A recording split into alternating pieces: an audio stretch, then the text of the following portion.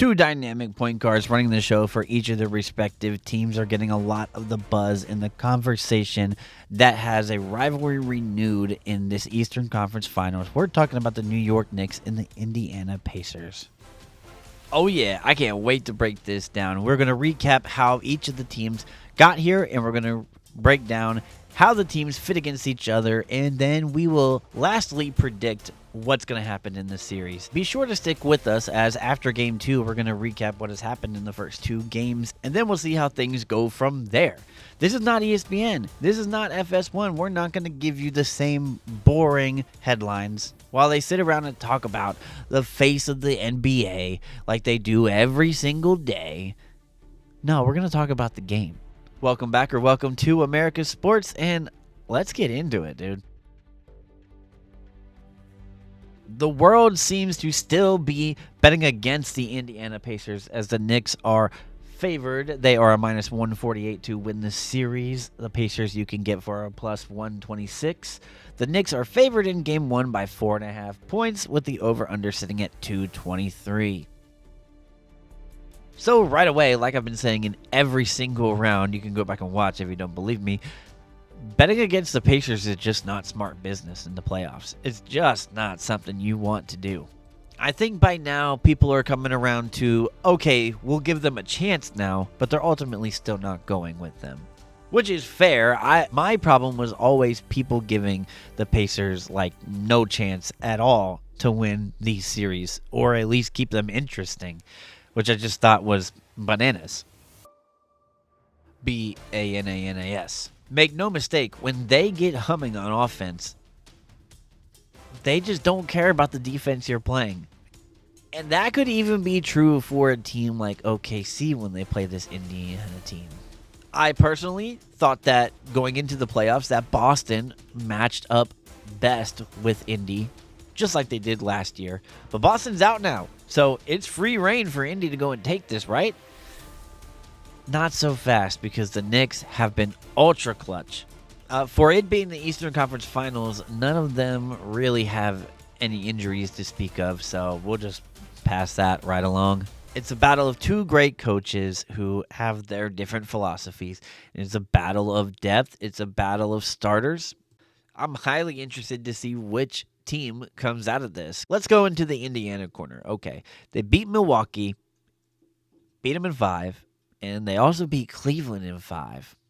The Milwaukee one, I was completely sure of. I predicted that one. But the Cleveland one, I wasn't completely sure of. Tyrese Haliburton is the best passer in the NBA. That's just what it is. That's just what it is. Tyrese is the best passer in the NBA.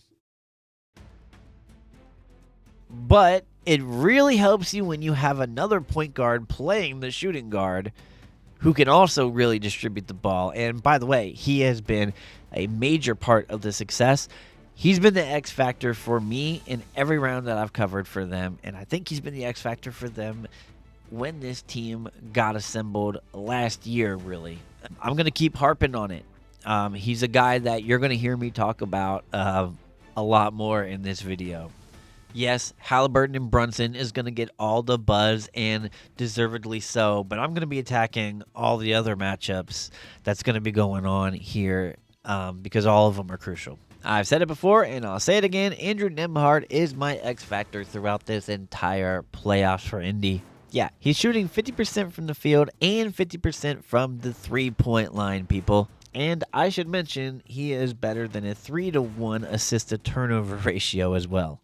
In the 8 Indiana wins, he is a plus 14.6 on over 16 points per game, and in losses, he is a minus 25 on just 8 points per game in their 2 losses. That should tell you all you need to know about his importance to the team. And teams are more scared of their offense than their defense, of course, obviously. But their defense isn't terrible either, guys. In the playoffs, they were the 5th best shot blocking team, and they have the best remaining shot blocker in Miles Turner, at least as far as the stats go. By the way, speaking of Miles Turner, I do have to bring him up. Shout out to Turner for being able to be so versatile.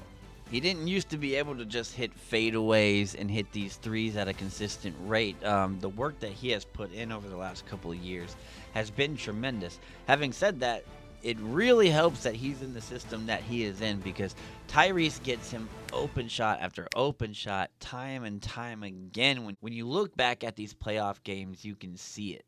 Now, let's make the case for New York. The Pistons showed that they belong when they played against the Knicks, but the Knicks did take them down in 6, and they also took the defending champions down in 6 as well. Now, Tatum was hurt, but there's nothing that the Knicks can do about that. Even before Tatum went down, the Knicks were in control of the series.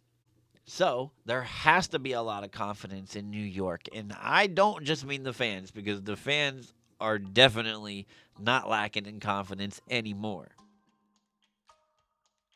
There wasn't a single Knicks fan that I talked to before the Celtics series that said that they were even going to compete with Boston. And I think a lot of that was based on, regular season shit, to be honest. And the fact that Boston was the champions. Now, I didn't pick them to beat Boston either, so I get it. But now the confidence is soaring and through the roof, and the New York Knicks have to feel like they're in a great position. Now we get the home court advantage. They have to feel like they're in great position to go to the NBA Finals and win the damn thing. And I'm going to get right into it. For me, the most important matchup is going to be Siakam versus OG. Yeah, Haliburton and Brunson are going to be the ones that are talked about the most, but they're really probably not even going to guard each other. I would suspect that Nembhard is going to guard Brunson for most of the time, because if Tyrese is guarding him, he's going to take a lot out of him in the defense and might get Tyrese in foul trouble, and that's the last thing you want. But anytime that Tyrese is going to be guarding Brunson, you're going to want to go out him. And if they hide him and put him on Josh Hart or maybe Mikal Bridges, you're going to want to do the same thing. You're going to want to challenge Tyrese, especially early on, maybe not as much later in the game, but especially early on, and hey, see if you can't pick up a foul or two on Tyrese. That's one thing that Brunson is very good at. He is very good at getting your guards in foul trouble. OG is one of those guys that if he was playing for a bad team, he could definitely get you over 20 points per game. He's so good on defense that sometimes we forget that he's averaging 18 points per game throughout these playoffs on offense. He is New York's X factor, as you see in the 4 losses that the Knicks have. He's averaging less than 10 points, and in wins he's averaging 19 points. That's more than double the output. His productivity on defense, especially in steals, goes down, and I don't know if they affect each other or not, but it seems to.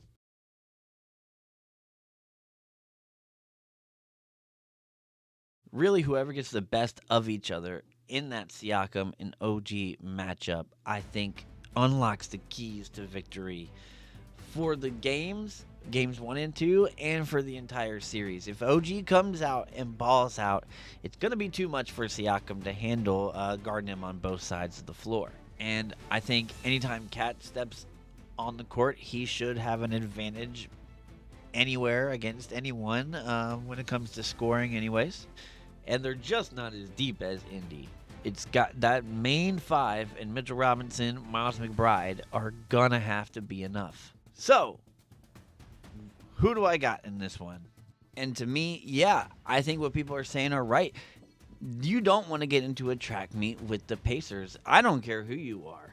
And New York doesn't have the depth to be running up and down all the time with them. However, if the Knicks can keep it close, especially when it's in New York, but they feel like they can beat them in Indy too, of course,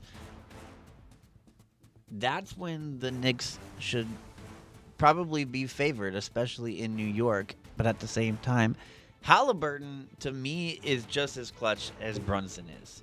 You can argue which one is better. I'm not really here for all that. They both play the point guard position the way that they play it, and it's different from each other, and that's fine. So I've had a couple of days to think about this one, and I like Brunson to score the most points in the series.